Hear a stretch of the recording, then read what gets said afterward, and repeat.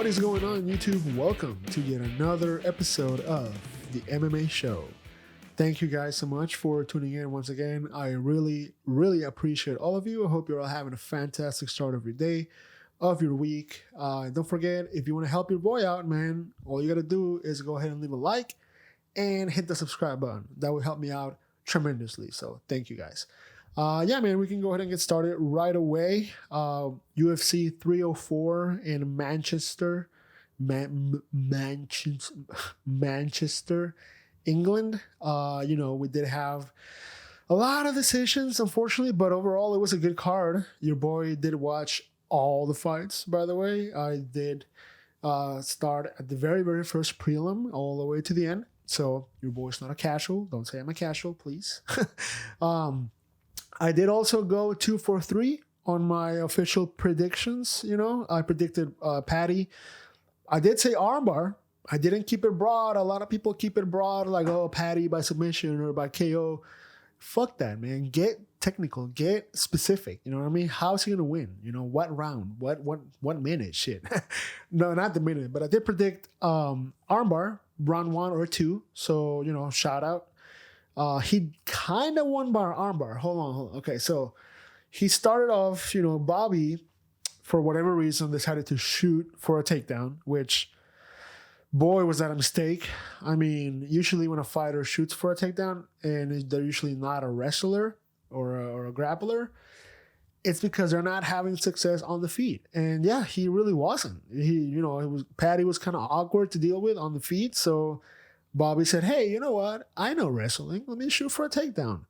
Big mistake, bro. As soon as he did that, Patty jumped the guillotine, which was fast, really fast, immediately. And then immediately tried to transition to a triangle, and I like the way he set that up. And I'm not a jiu-jitsu expert by any means, all right? But I'm just telling you what I saw. He got the guillotine, and then immediately the first thing he did was throw his leg. I feel like that's classic Patty signature. Just throw your leg over, wild legs. Reminds me a little bit of what's that kid name from one? Mushimeski, Mikey, whatever he's the. Sorry, I'm terrible with names, bro. No hate. Mikey Mushimeski, I think that's how you say it. Crazy leg movement, bro. Where like almost their legs are another arms. You know what I mean? Like it's wild. But Patty immediately throws a leg up to transition to the triangle. So what that makes me see is that he's thinking ahead of submissions. He's saying, okay, I'm throwing a guillotine, but what am I going to throw after? Most fighters just throw one submission at a time, hope it sticks, and then if it doesn't stick, all right, well, I'll try another one. This dude is thinking of his next 2-3 transitions. It's kind of wild, honestly. But he got the guillotine, and then he transitioned to the triangle. He held that for a little while. And then at the end, I think kind of unnecessarily transitioned to the armbar, but that helped me out. Thank you. A future prediction for me was an armbar. But I just think it was unnecessary. If you watch the replay, when Patty transitions to the armbar, Bobby's already out. He's already out. He's already asleep. And the ref doesn't even see that because of the transition. I feel like because he saw a transition, maybe he saw, maybe Bobby has like a little bit of room to breathe, and I'll give him a few more seconds. But yeah, it was a little bit of a late stoppage, but it wasn't that late. So we're not, this is not controversial or whatever. He did go to sleep. Patty got the dub. So shout out. I mean, Patty now broke into the top 15 of the lightweight division, one of the deepest lightweights to be in. So yeah, man, from now on, this is going to be nothing but killers. It's not going to be no easy fights no more. And I'm not saying that his fights were easy ever, you know what I mean? But obviously when you're unranked, the skill is a little bit lower. So, and it's cool. He did have some adversity, and I think part of the reason why Patty is hated a little bit is because he did have a few fights or just maybe one fight where he struggled a lot. And I forget who it was against, but let me see. He struggled a little bit, and most people thought he lost. Was it against Gordon? Yeah, it was probably against Gordon. If I had to guess, he struggled a little bit, and it was a decision. And a lot of people thought that he didn't really deserve the win. And he went on to saying like, "Oh, lad, that was an easy win for me, lad." And so when you talk like that, and we all see, like, bro, we're not blind. We all see that you struggled, that you didn't have that much success on the ground or on the feet. And then he goes out there saying that it was an easy night for him, or it was most people thought he lost, So, yeah, I mean, that's, I think, part of the reason why he's a little hated. And also because, when you kind of listen to him talk and some of his demeanor, he does kind of come across a little bit of like a bully, a little bit of an asshole, but also he seems like a nice guy too. So, I mean, it's a little bit of both. To me, I have no problem with Patty. I'm not part of that wave at all. I'm not in that train. I like Patty. I'm a fan of Patty. I do think he's going to go on to do great things in the lightweight division. And I do think there are a lot of good matchups. I mean, the lightweight is one of the most exciting divisions. And if anything, you guys should be happy. You ungrateful fucks. You guys should be happy that we'd have another exciting fighter in the top of the division. You know what I mean? So he did go on the mic on the press conference and called out Renato Moicano, which he's currently ranked number 10. And I like that. I really, really like that fight. I think it makes sense. I think he said himself that the build-up to that fight will be great because Renato is always a crazy fighter to watch. He's so exciting. He's also funny on the mic, bro. He's funny, entertaining. He's coming off a win against Jalen Turner. That's no easy shit to do, bro. Jalen is a fucking savage. Drew Dober, yeah, I mean, the guy's coming off a couple of wins. He did have a loss, right? I might be making this up, but did he have a loss against RDA? So yeah, I think that matchup is definitely interesting, especially because Renato, being from Brazil, also has a great BJJ. So I think it's going to be interesting to see what Patty he's able to do. I mean, based on what I've seen, bro, and based off the fights that Renato's had as well, they're both good, but I don't know, Patty's grappling is on another fucking level, bro. I'm telling you, that ability to just think ahead and be not only one, but maybe two transitions ahead. You know what I mean? Like, exactly what he's going to throw ahead of the submission. So to me, that's wild. And I think Patty's going to be a fantastic contender. I do think he gets through most of the, top 10, top 7 guys, not the top 3. You know what I mean? The top 3, that's a crazy matchup for anybody. You know what I mean? You got killers there. But, you have lower guys like Dan Hooker, like Fiziev, like Benoit Saint-Denis, who I think are going to be interesting matchups for Patty. But I just think none of those guys have the jiu-jitsu that Patty has. You know what I mean? And I think all Patty has to do is just keep polishing his jiu-jitsu. Like, obviously, don't drop it, but really dial in your striking, especially at this, top of the weight class, man. A lot of these guys are harder to take down. A lot of these guys, if they're not good on jiu-jitsu, they perfect, or not perfect, but they try to perfect their takedown defense. So it's not going to be as easy.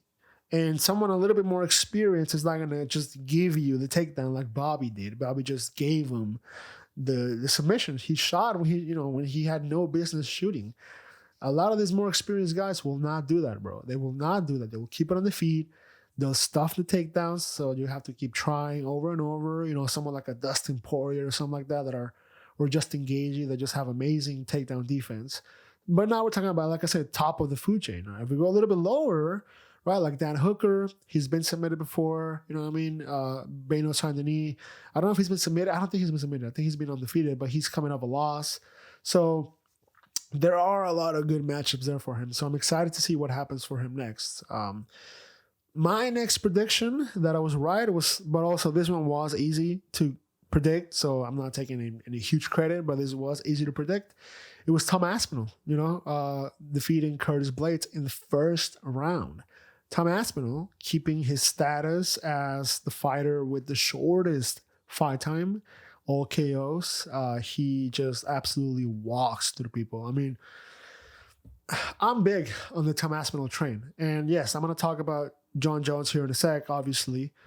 But I'm big on Tom Aspinall's train, bro. And I never thought I would say this past couple of months, but I think Alex Pereira should stay the fuck at light heavyweight, okay?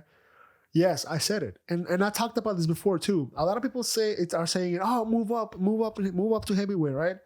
Like it's easy. It's not easy, bro. It's really not that easy. Look, John Jones, it took him years to get ready for that, right? He had to do powerlifting, obviously just grow organically, right? And yeah, Alex is a big, heavy dude, but he's not the same size as Tom Aspinall, bro. And that's one thing that I've been noticing watching Tom Aspinall is that he's a big fucking guy, just big boned, you know what I mean? Just thick, big arms. Talk about Alex having like big forearms, right? And just big bones. I don't know. Tom Aspinall is like way bigger than him. And the weight difference is also crazy. I mean, if Alex Pereira were to move up to heavyweight now, he would have to eat a lot. So it would cost him to be a little slower and more sluggish, and he would probably not cut any weight. So that means that let's say he puts on 30 pounds, right? He usually fights at 205, but walks around at like probably 220, 230. Tom Aspinall probably has 30 pounds on that. You know what I mean? So Tom Aspinall might cut a little weight, but then Alex doesn't cut weight. And then on fight day, Tom Aspinall is 30 pounds bigger than him. So I don't know. It does not make sense right now. Now, if Alex wants to take some time off, and really do some more powerlifting and just eating more over a long period of time so that your body grows naturally. If he just stuffs his face with burgers for 2 months, that's not going to help him, right? He'll make the weight, trust me. Anybody will make that weight, but it won't help him. But yeah, going back to Tom, I mean, first round KO. I mean, what a fucking savage. This guy, who said it perfectly? This guy, it was Patty in the post-fight conference. Tom is knocking dudes out with jabs, bro. With jabs. It's fucking wild. Just the jab, goes for the right, doesn't even land it. I don't think he even landed it. He goes jab, Curtis is already fucking wobbled, falling back. Tom goes for the right, he doesn't even land it. Curtis he's that injured. From a fucking jab, dude. It did look a little bit like the power increases when you're walking into the jab, right? It did look a little bit like Curtis was walking into it. I have to go back and watch it, but it kind of looked like that to me. But still, bro, a jab knockout is wild, okay? And some people did say it was probably a little bit early stoppage.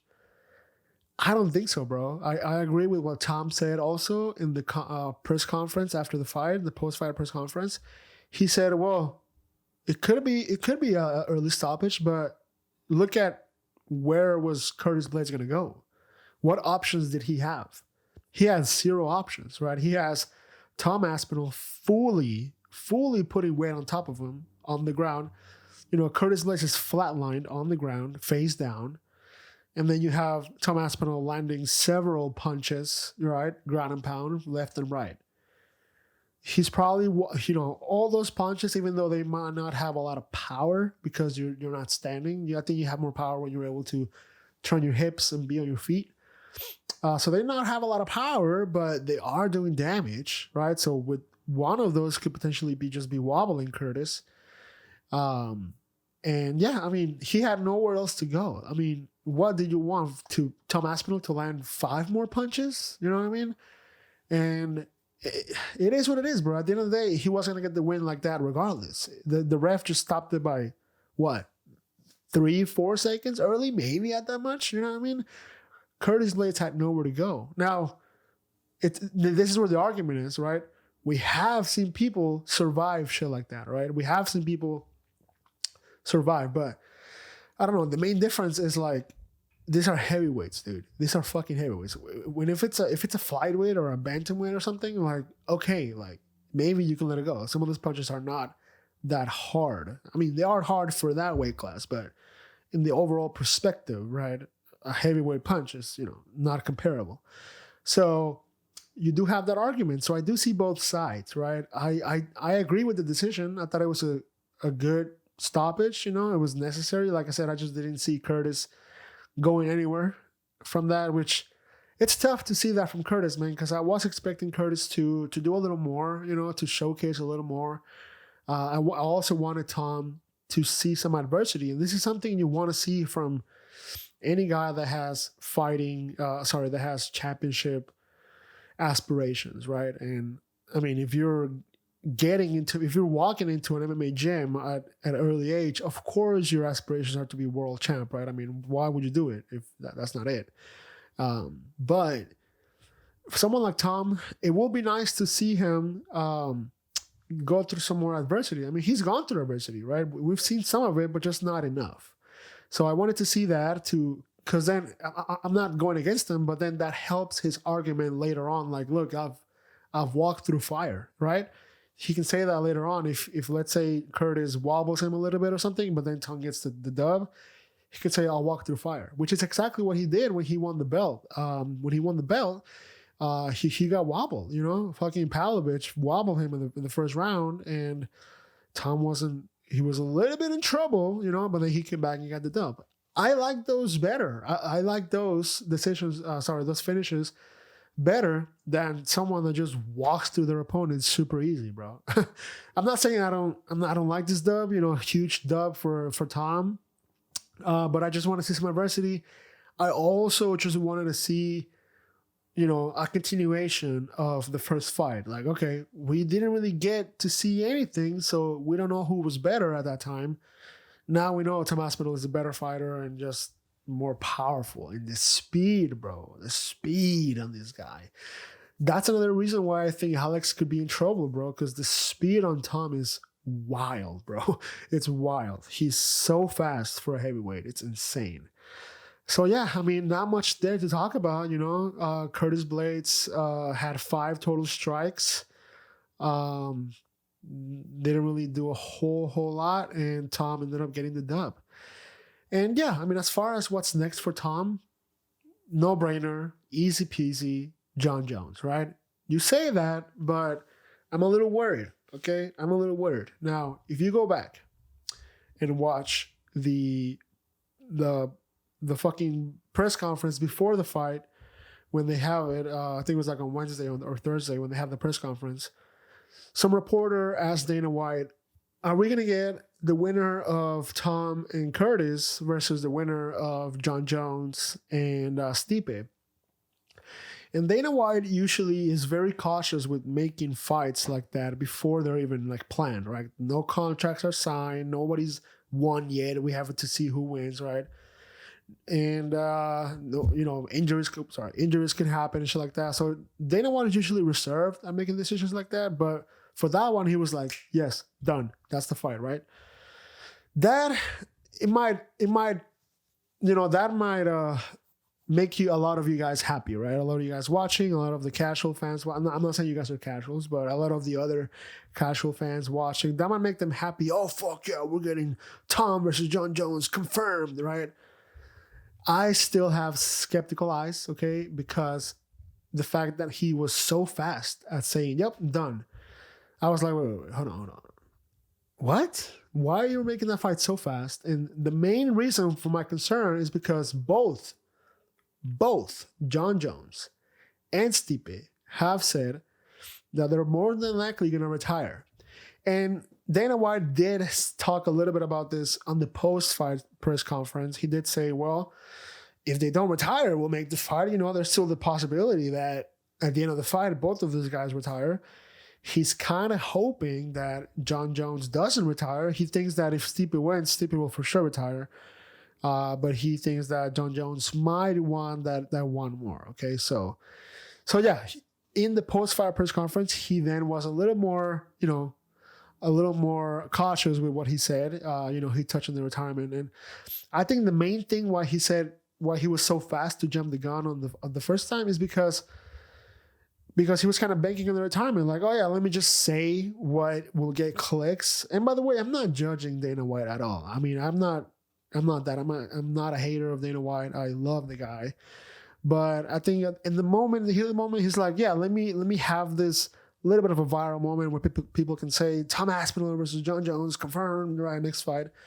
Nothing is confirmed, bro. Okay, just have that. I don't even know where I'm going with this. I'm not judging anybody. I'm not saying he did a mistake, but I'm just saying don't take that and run with it, right? Don't take that and say, oh, John Jones versus Tom Aspinall is confirmed. No, it's not confirmed.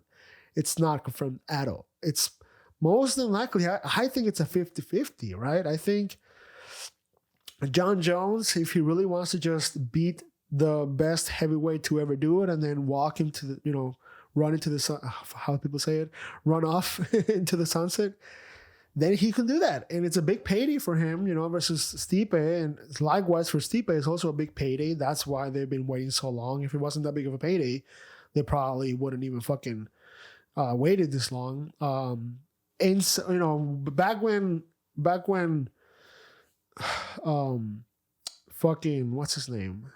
Back when Francis Ngannou was going through all that, like, is he going to fight John Jones? Is he going to leave the UFC, right? We heard a number of $8 million. That's what we heard back then. I don't know if it's the same number right now, but I'm thinking it's around that range of $8 million for a heavyweight fight, which somebody said that would have made Francis Ngannou the top paid heavyweight ever. So, but then obviously he went on to do other things, and shout out to him as well. But maybe it's around that number for the John Jones versus Stipe, which is a big number. That's like McGregor level numbers, So they're both waiting for that. But yeah, that's the John Jones versus Tom Aspinall. It's the next fight for sure, considering John Jones doesn't retire, right? John Jones, though, I don't know, bro. If I'm John Jones, like, if I really want to be remembered as one of the GOATs and one that fought everybody and anybody, anytime, any place, I would just say fuck the Stipe fight and just fight fucking Tom Aspinall, right? But contracts might already be signed. Who knows, But that's the badass thing to do, right? That's the badass thing to do is let me unify the belt and consider myself the GOAT. And who knows, maybe the Stipe fight is there after the Tom Aspinall fight, right? Who knows that? But it is a bigger risk. So it is a bigger risk if he takes the Aspinall fight, because obviously, in my opinion, Aspinall has a better chance at beating John Jones than Stipe does. That's just the fact, just older dude, Stipe, and just inactive, hasn't fought in a long, long time. So yeah.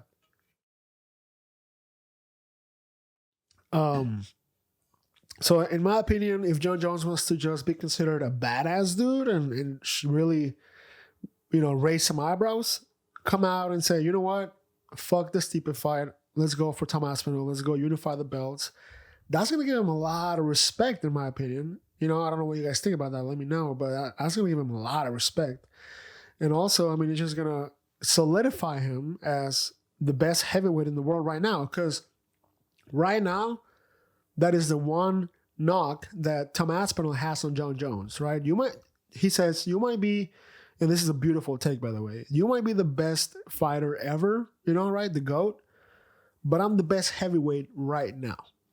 And I think that's true. And that, I'm not saying he's going to win, right? I'm not saying Tom Aspinall is going to walk through John Jones, but what I'm saying is that when you look at it from a heavyweight perspective, Tom Aspinall has defeated more top-ranked heavyweights, and he has gone through some more adversity at heavyweight, and overall, he's just been a heavyweight longer. So, it just makes sense that he is, like right now, for example, John Jones might still be considered one of the best light heavyweight ever, right?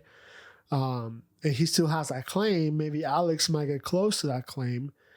But John Jones is not the best heavyweight ever because he only has beat one heavyweight. So, it makes sense when you put it in that perspective. But John Jones is still the GOAT and the best fighter to ever do it, period. Now, if Tom Aspinall were to walk through John Jones, a lot of people also get this a little twisted. I don't think he becomes a new GOAT, Just because you defeated the GOAT at the end of his career, I don't think that makes you the GOAT, right? Because, again, strength of schedule. If you look at the people that John Jones has beat, and Tom Aspinall he has a decent strength of schedule, but it's not John Jones' strength of schedule. You know what I mean? Like, John Jones fought the who's who. All I'm hoping is that we see this fight play out, I don't know, in the next 6 months, because now you put Tom Aspinall in another awkward position where, like, if John Jones versus Stipe doesn't happen for another fucking 6 months or whatever, now what does Tom Aspinall do? Does he go back and defend the interim title again? That shouldn't be it, you know? Speaking of that also, I hope it happens this way. I'm not sure, but I hope that if Tom Aspinall is able to unify the belts, I hope they do count this win versus Curtis like a title defense. I mean, it has to, right? Like not an interim title defense, but like a belt champion title defense. I think it should. I don't know if that makes sense a little bit. You know, I kind of think of that shit a while. Like, yeah, he defended the interim title, but if he beats John Jones and then let's say he defends it one more time against somebody else, will he have one defense or two or three? Because if he wins against John Jones, does that count as a title defense? You know, I don't know. It's fucked. I don't know. I don't want to go through that rabbit hole. But I do hope that they count that towards his record. I mean, it does count towards the record. What the fuck am I even saying here? But yeah, shout out to Tom Aspinall, man. I mean, shit. Great dub for him. And I hope he's able to enjoy it and then come back and hopefully get a fight soon against either John Jones or Stipe. Those are the only fights to make, because he has to unify the belt. He has to do it this year. What would put him out of that awkward position is if they do retire, then he just gets promoted. He doesn't get to unify the belts with the fight. He just gets promoted, I would imagine, right? I would imagine. But moving on to the main event of the evening, we do have now Leon Rocky Edwards versus Belal Muhammad. Shout out to Belal. That's all I have to say. Thank you guys for watching. No, I'm just kidding. Shout out to Belal for getting the dub, man. I think he did exactly. He didn't do exactly what he said he was going to do. He said he was going to embarrass Leon and walk through him and dominate him for 5 rounds straight. I don't think that was the case. You know, I think he did good. He wasn't like full domination. Leon also had a great moment at the end of the fight where he was elbowing Belal and it was bad and it cut him really bad. So, you know, if that would happen earlier in the fight, who knows? Maybe Leon could have more success and then get the dub. But overall, Belal just looked difficult to do anything against, right? He looked good enough. And again, I don't want to knock on the guy. He already gets a lot of shit for being a little bit of a boring fighter, you know, not a finisher, a decision fighter. And it is tough when you're talking shit to a guy and you're saying you're going to go to decision. Like, okay, you know what I mean? Like 99% of all call outs or bullshit talk in the UFC, they're all like, I'm going to knock you out in the first round. And I think that's what a lot of fans like to see, right? But when you got Belal saying, oh, I'm going to win by decision. Okay, dude, sure, right?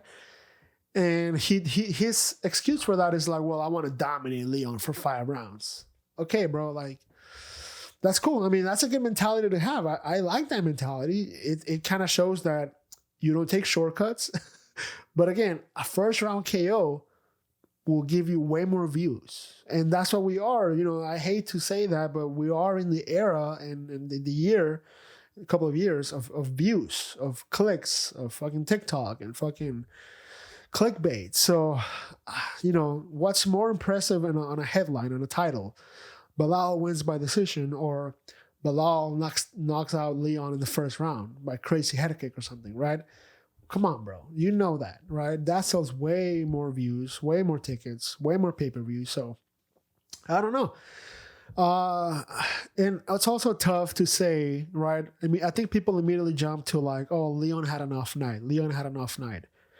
He looked like he had an off night. I agree. But you got to be careful with saying that, because now you're taking away from Belal's win, right? Now you're saying that Belal didn't fight the best version of Leon, and now you're saying that if Leon was at his best, maybe the fight could have played out differently. So you got to be careful when you say stuff like that. Belal is fully and 100% deserving of the win.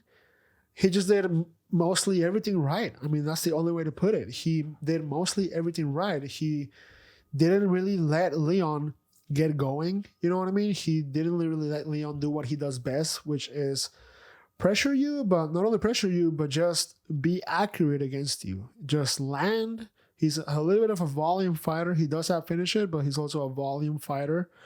He he's accurate, right? And he overwhelms you. He outboxes you.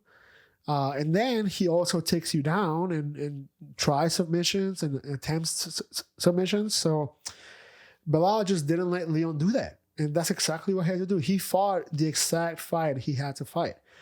Having success on the feet, you know what I mean? It wasn't, let me look at the stats. I mean, like I said, it wasn't a crazy fight, but we did have 192 total strikes versus for Belal versus 89 for Leon.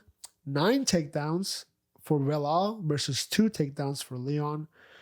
And 68 significant strikes for Belal versus 47 to Leon's. So, yeah, he did just enough to win in the scorecards. I mean, that's exactly what he did. And again, I'm happy that he got the dub, right? But I don't know if that's really what your plan was. Like, I don't know. It makes me wonder, like, if he would have seen a knockout early on, does he take it? Like, does he go for a crazy head kick or something, or uppercut earlier in the round? Or does he say, no, let me wait and let me dominate this guy?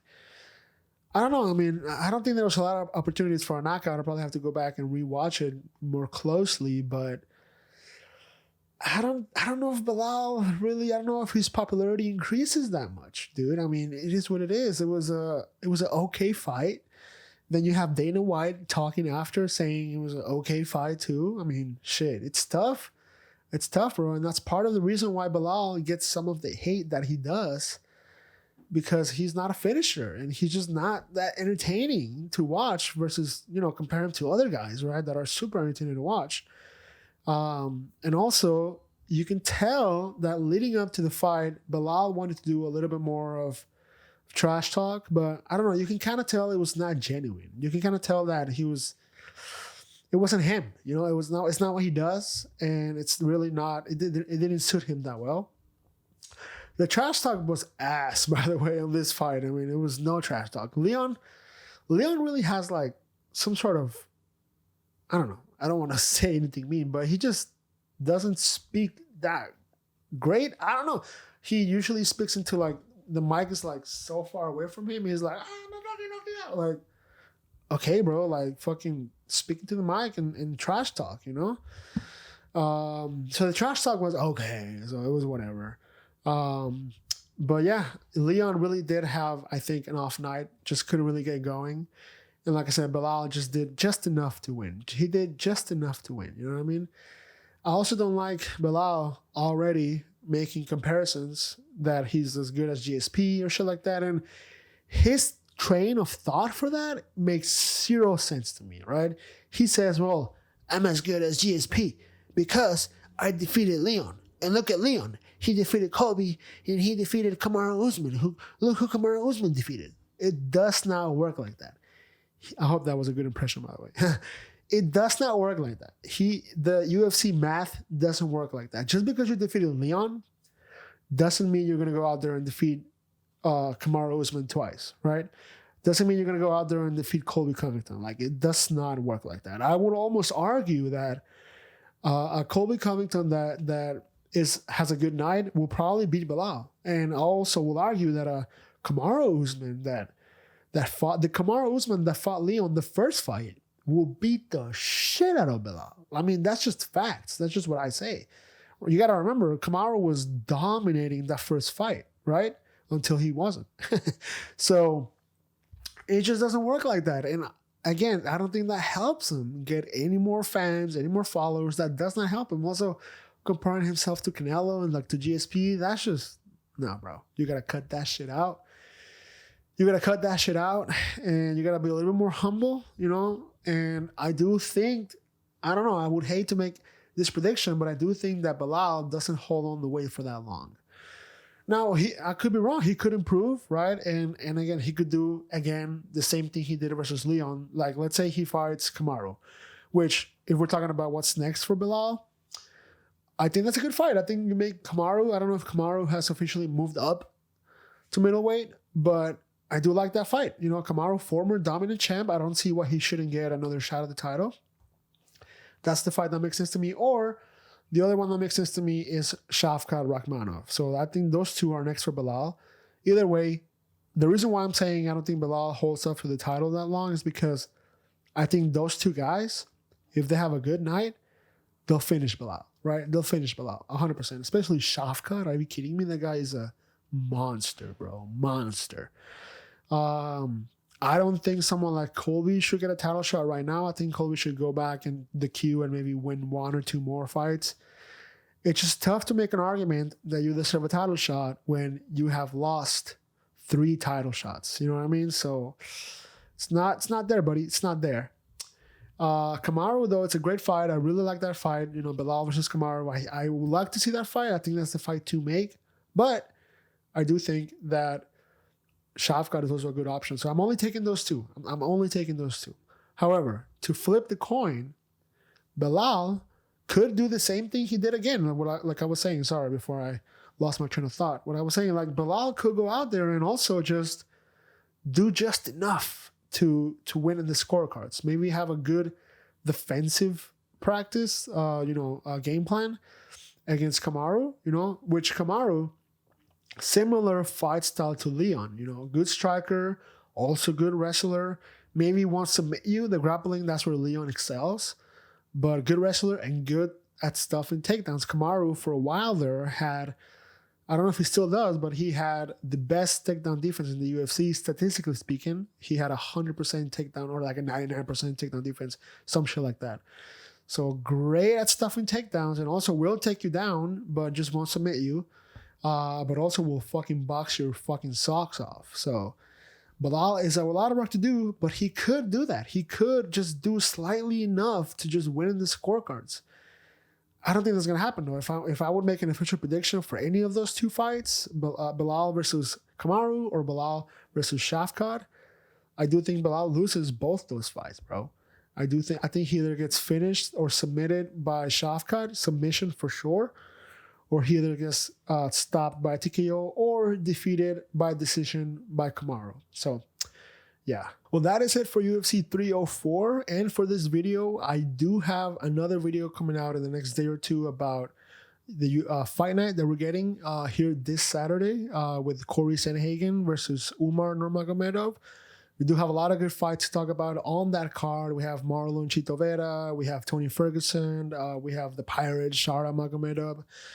So yeah, let me know what you guys think if you like that, or if me doing it 2 videos like that, or would you rather this be one longer episode talking about both cards?